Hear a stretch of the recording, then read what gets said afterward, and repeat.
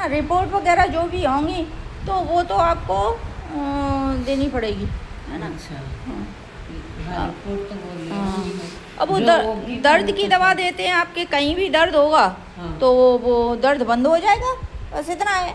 और ये तो बिल्कुल ही वो नहीं है कि भाई आपके बिल्कुल दर्द ही नहीं हो रहा है, पैरों में हो रहा है, शरीर में पैरों कहीं ना में कहीं शरीर दर्द, पूरे कहीं ऐसे खड़ा भी नहीं हाँ हुआ कहीं ना जाता कहीं था। दर्द हो ही रहा है और आपके, पेट में ना, पेट में ऐसे खिंचाव और खिंचाव दर्द। होता है, हाँ, पेशाब दर्द भी और प्रॉपर नहीं आ रहा है आपको, और जी भी घबरा रहा है जी आपका। ऐसे अब जैसे तो 5-10 मिनट ऐसे मुंह सूख जाता है। देखो बुखार किडनी में की समस्या होती है कि क्या क्या मैंने कितने वीडियो बनाए हैं इसके ऊपर, वापस भी बना रही हूँ क्योंकि आपके किडनी इन्फेक्टेड है। तो एक तो पेशाब में कमी आ जाएगी, है ना, भूख ज़्यादा लगेगी नहीं, आपको मिचली जैसी उल्टी जैसी इच्छा होगी, क्यों हाँ, होगी, सुबह हाँ क्यों होगी, क्योंकि जो किडनी आपके ब्लड को छान के ब्लड को शुद्ध बनाती है वो शुद्ध नहीं बना रही है, अशुद्ध बना रही है। किडनी में गांठ है तो वो ब्लड को कैसे छानेगी भाई, कोई चीज़ है जगह रुकी हुई है तो वो छानेगी कैसे, तो अशुद्ध ब्लड की वजह से आपको उल्टी आ रही है, समझ रही हो ना आप बात को। यूरिक एसिड का बढ़ जाना, यूरिया का बढ़ जाना, ब्लड यूरिया का बढ़ जाना, एसीटोन्स का बढ़ जाना, जो है ना फॉस्फेट का बढ़ जाना, ये सारी चीज़ें होती हैं। इसके साथ साथ में लिवर भी इन्फेक्टेड होते हैं, और ये गांठें किडनी में ही नहीं होंगी, लिवर में भी होंगी, आप समझ रही हो ना बात को। फिर जब इन दोनों में गांठें हो जाएंगी तो ये जो गांठों में रुकावट जो होती है, ब्लड बनेगा, थोड़ा ब्लड बनेगा, वो भी रुक जाएगा इसमें, तो हार्ट तक कैसे पहुंचेगा, इसलिए अस्थमा होगा, इसलिए सांस लेने में दिक्कत होगी आपको। कंटिन्यूस अगर आप चलेंगी तो थकान हो जाएगी, चलना बिल्कुल ही नहीं चला जाता। नहीं चला जाता है। यहाँ अभी ये से खुद ही यहाँ कह तक। रही है ना, हाँ। अब इस तरीके से कौन समझाएगा, उन्होंने तो एक पल्ला झाड़ दिया, इससे कोई प्रॉब्लम नहीं है, पानी की गांठें होती हैं, लेकिन वो पानी की जो कह के और इंसान को मारने की जो क्रिया है वो किस प्रकार से हो रही है आपके शरीर में, इसको कौन कहेगा कि भी वो झूठ है और ये सच है जो आपके शरीर पर घटित हो रहा है, बताओ।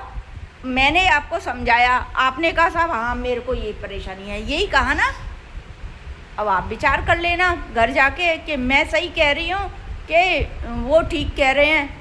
गोली खिला के और दर्द को बंद कर देना ये समाधान नहीं है।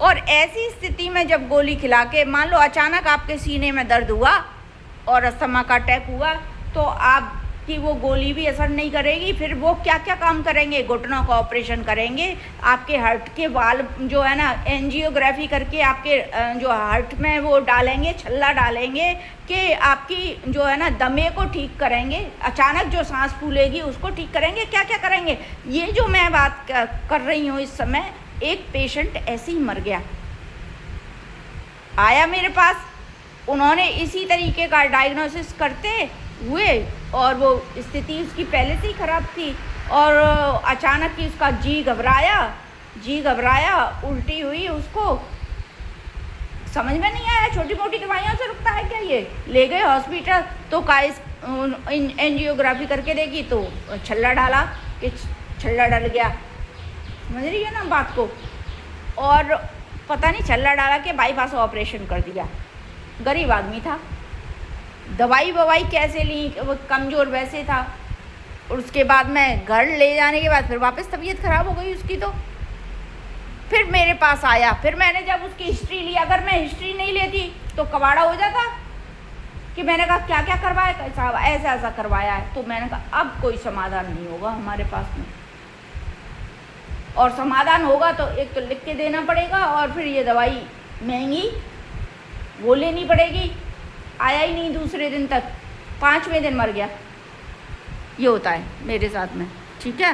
तो ये बात क्यों कह रही हूँ, मैं आपको समझाने के लिए कह रही हूँ। उन लोगों के पास समझाने का टाइम नहीं है, मैं जनहित में काम करती हूँ, और जो डरा के काम नहीं करती, समझा के काम करती हूँ। आप स्वयं ही निर्णय ले सकते हो इसमें, स्वयं ही आपके वो ऐसे करने से कुछ नहीं होता। और उन्होंने कह दिया, अरे उन्होंने कह दिया तो कितने लोग बचे हैं, बचे भी तो हैं कुछ।